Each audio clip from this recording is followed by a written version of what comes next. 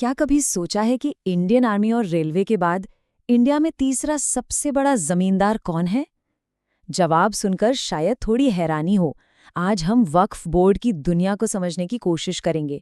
एक ऐसा टॉपिक जो खबरों में तो बहुत रहता है, लेकिन असल में इसे बहुत कम लोग समझते हैं। तो चलिए आज इसी सवाल का जवाब ढूंढते हैं।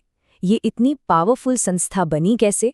आज इसका स्केल कितना बड़ा है? और आखिर इसके इर्द गिर्द इतने विवाद क्यों घूमते रहते हैं? देखिए, वक्फ का जो पूरा कॉन्सेप्ट है उसकी जड़ें हैं सदका ए जारिया में। ये एक इस्लामिक सिद्धांत है जिसका मतलब है ऐसा दान जो हमेशा जारी रहे। मतलब इसे एक ऐसे तोहफे की तरह समझ सकते हैं जो दान करने वाले के जाने के बाद भी सालों साल लोगों के काम आता रहे। इसका सीधा सा मतलब ये है कि जब किसी प्रॉपर्टी को वक्फ डिक्लेयर कर दिया जाता है तो उसे फिर ना तो बेचा जा सकता है, ना किसी को गिफ्ट किया जा सकता है, और ना ही वो विरासत में किसी को मिलती है।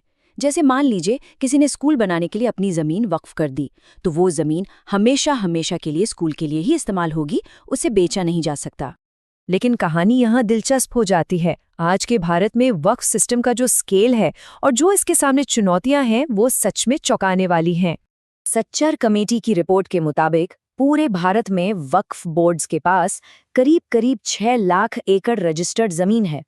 अब इसका अंदाजा लगाने के लिए जरा सोचिए, ये दिल्ली शहर के साइज से लगभग 2 गुनी जमीन है। और इन सभी प्रॉपर्टीज की जो मार्केट वैल्यू आंकी गई है वो है 1.2 लाख करोड़ रुपए। ये एक बहुत बहुत बड़ी रकम है। जाहिर है ये एक जबरदस्त फाइनेंशियल पावर भी है। और यहीं पर असली प्रॉब्लम सामने आती है। इन प्रॉपर्टीज से हर साल करीब 12,000 करोड़ रुपए का रेवेन्यू आ सकता है, लेकिन असल में जो कमाई रिपोर्ट की जाती है वो है सिर्फ 163 करोड़ रुपए।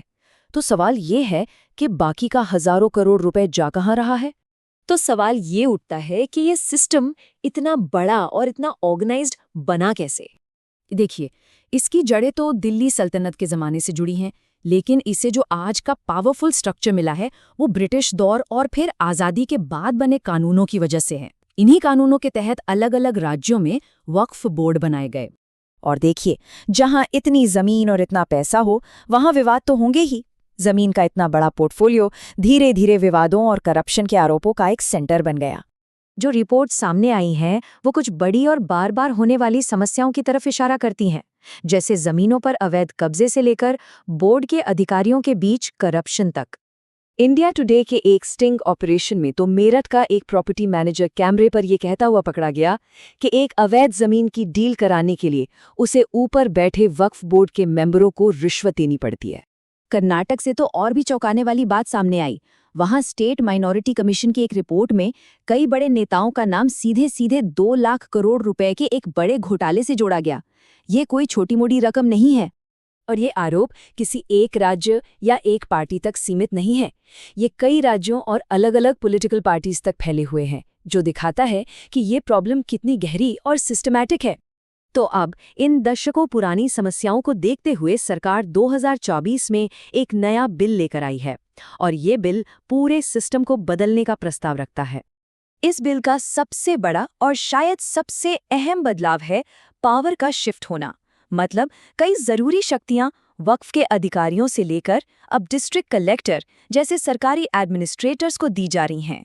इसके अलावा बोर्ड का कॉम्पोजिशन भी बदला जा रहा है और वक्फ प्रॉपर्टीज को भी अब लिमिटेशन एक्ट के दायरे में लाया जा रहा है। इसका मतलब ये है कि अब जमीन पर दावा करने के लिए एक टाइम लिमिट होगी, हमेशा के लिए केस नहीं चलेगा।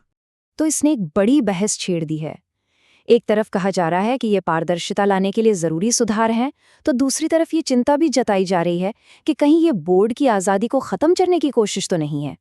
और आखिर में ये हमें एक बहुत बड़े सवाल पर लाकर छोड़ देता है। भारत के सबसे बड़े जमींदारों में से एक के लिए सुधार और स्वायत्तता के बीच सही बैलेंस क्या होना चाहिए? ये एक ऐसा सवाल है जिसका जवाब आने वाले सालों में देश के लैंडस्केप को तय करेगा।